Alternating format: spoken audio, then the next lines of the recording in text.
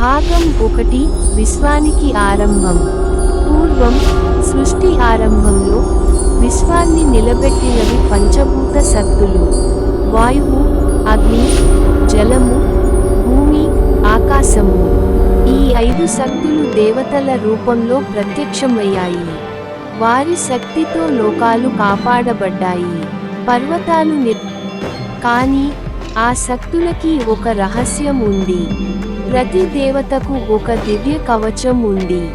ఆ కవచం లేకుండా వారు మానవ లోకంలో ఉండలేరు. ఆ కవచాలే వారి జీవనాధారం. భాగం 2 శాపం, అసురుని దుర్మంత్రం. కాలక్రమేణా ఒక భయంకరమైన శక్తి పెరిగింది. అసురాధిపతి క్రూరాసురుడు. అతని దృష్టి ఆ కవచాలపైనే పడింది. క్రూరాసురుని స్వరం గంభీరంగా, ఈ కవచాలు దేవతలకు ఎందుకు? నా చేతిలో ఉంటే విశ్వమంతా నా కాళ్ల కింద వంగిపోతుంది. దేవతలు బలహీనులు అవుతారు, మానవులు నా దాసులు అవుతారు. ఘోరమైన మాయాజాలంతో అతను కవచాలను దొంగిలించాడు. దేవతలు ఒక్కొక్కరుగా శక్తిని కోల్పోయి మానవ లోకంలో బంధించబడ్డారు.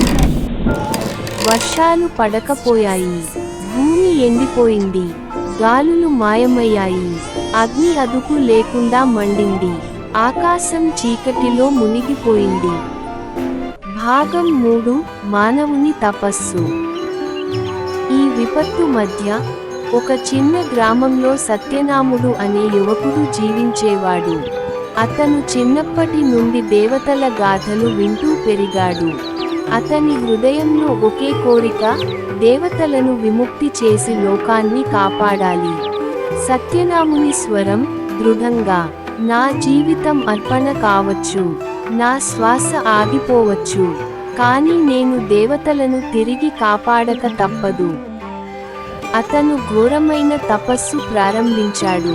పగలు రాత్రి దేవతా నామాలను జపించాడు. అతని కన్నీళ్లు భూమిని తడిపాయి, అతని మనసు ఆకాశాన్ని తాకింది. చివరికి దేవతల స్వరూపం అతని ముందు ప్రత్యక్షమైంది. దేవతల స్వరం దివ్యంగా: సత్యనాముడా, నీ భక్తి మాకు స్పర్శించింది. మా శక్తులను కాపాడే కవచాలు 5 దిశల్లో దాగి ఉన్నాయి.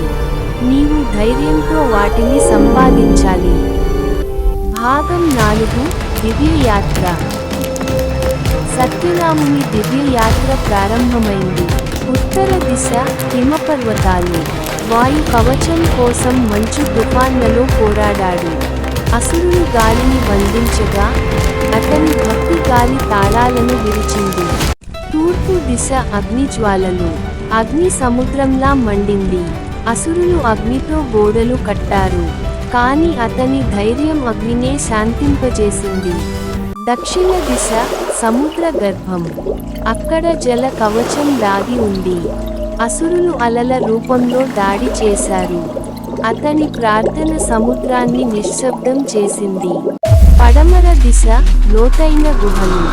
అక్కడ భూ కవచం కాపలాగా రాక్షసులు ఉన్నారు.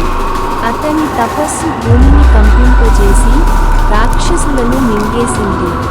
మధ్య దిశ ఆకాశ గోపురం. అతను ఆకాశంలో తేలియాడే గోపురం చేరుకున్నాడు. అసురులు చీకటి మేఘాలుగా మారి అడ్డుకున్నారు, కానీ అతని భక్తి కాంతిగా మారి చీకటిని చెదరగొట్టింది. 5 కవచాలన్నీ సత్యనాముడి చేతుల్లోకి వచ్చాయి. భాగం 5 అసురుని యుద్ధం. క్రూరాసురుని గర్జన: అయ్యో మానవుడా, నువ్వు నన్ను జయించగలవా? దేవతలు నా బంధంలోనే ఉంటారు. ఘోరమైన యుద్ధం జరిగింది. అసురుని శక్తులు అగ్నిలా విరుచుకుపడ్డాయి, కానీ సత్యనాముడు కవచాలను కలిపాడు.